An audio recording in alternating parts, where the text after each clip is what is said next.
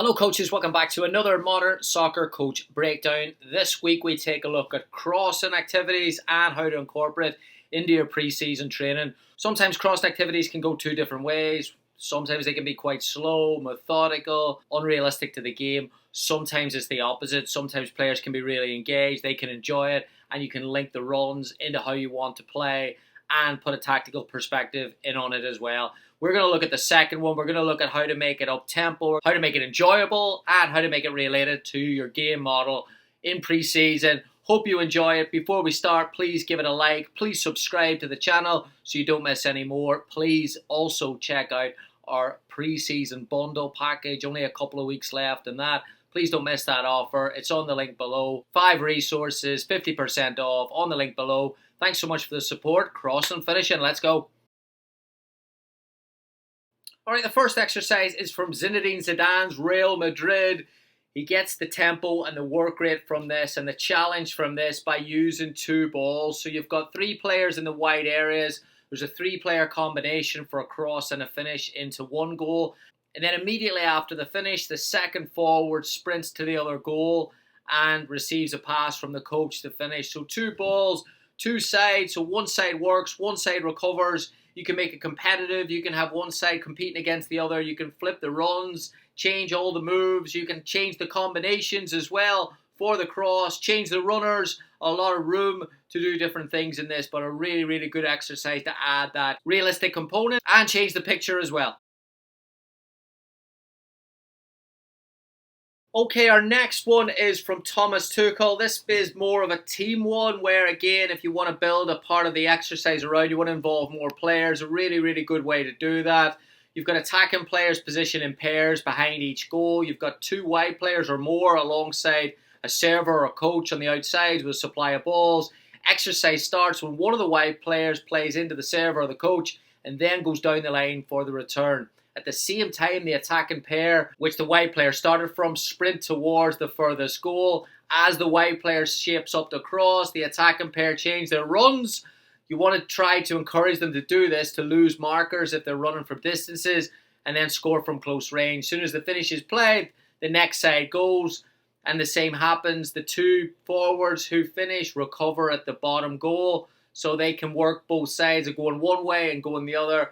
So depending on your numbers, this can be a really physically challenging exercise. And then depending on the number of servers you can change this up from angles, you can change this up from pullbacks, you can change this from early crosses, or you can add a defender or 2 to make the challenge a little bit harder for the forwards to score. But a really good exercise, again, to involve everyone and get that tempo really high. Okay, before we look at our third exercise, if you're a coach that is preparing for pre-season training the next few weeks, we have the perfect resource for you. MSc Periodization Package, 4 webinars from 4 experts around football conditioning and periodization, training methodology, and how to incorporate the soccer component into the physical work as well. 4 really excellent webinars. Absolute bargain. Please check it out now. modernsoccercoach.com/shop. Thanks for the support. Alright, our third game is a little bit different because it's opposed. So you've got a 6v6+2 crossing game. Again, you want to get the tempo high in this here. So what we've done is we've got 2 wide players on each team positioned in each corner. Players on the inside can move anywhere on the pitch, but the corner players, those wide players, are limited into those wide zones. So it's 6v6 in the middle, but whenever they're looking to score, they can play it into those wide areas. If they score from a cross, it's 2 points. If they score from a regular goal without a cross, it's 1 point. And here's the key part. So you want to work on getting those runs. There must be a minimum of 2 attacking players in the box to score for a cross. So that means that when the ball goes wide, again, you've got that intensity, that high tempo runs from deep. You want to encourage that. So we do that through the scoring system, and then hopefully the game becomes a little bit natural. It's not just a crossing game. You can score through the middle as well, but we incentivize those crosses in order to hopefully encourage players to get the ball wide, players to make those runs, and make the game really high tempo and really enjoyable. So there we have it, coaches. Just some ideas around crossing and finishing. I know there's a lot of talk in the soccer community about whether the value of working on crossing and finishing. I think you've only got to look at the goal scored, the chances created in both the Copa America and the Euros to see that crossing is still a major part of the game today. Now, the angles at which players are crossing the ball from is changing, of course, due to different positions and due to unlocking defenders in different ways.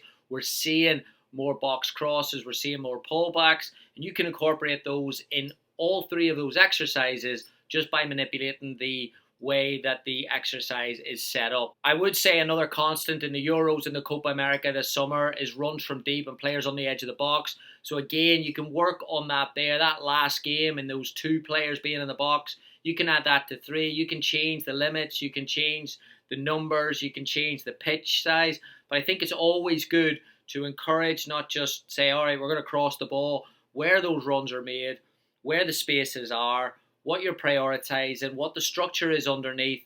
And again, if you're going to do that, you're probably going to have a high tempo state of play in order to get the numbers in order to get the wide players ahead of the ball. And then if it doesn't work out, in order to counter press and hopefully restrict the opponent's ability to counter against you. So I think cross and finishing has a lot of value in terms of the transfer from the training pitch to the game.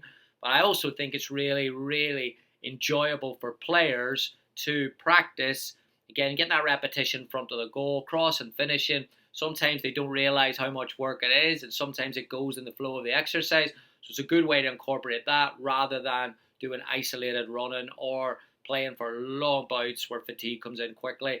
In cross and finishing exercises, you can manage the loads, keep it to 15-20 second work, maybe rest for a minute and a half, go again.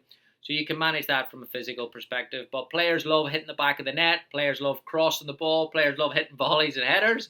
So use that there to set up your practices. And again, in the summer and in the introductory part of pre-season, it's good to have that energy and it's good to bring that into training sessions.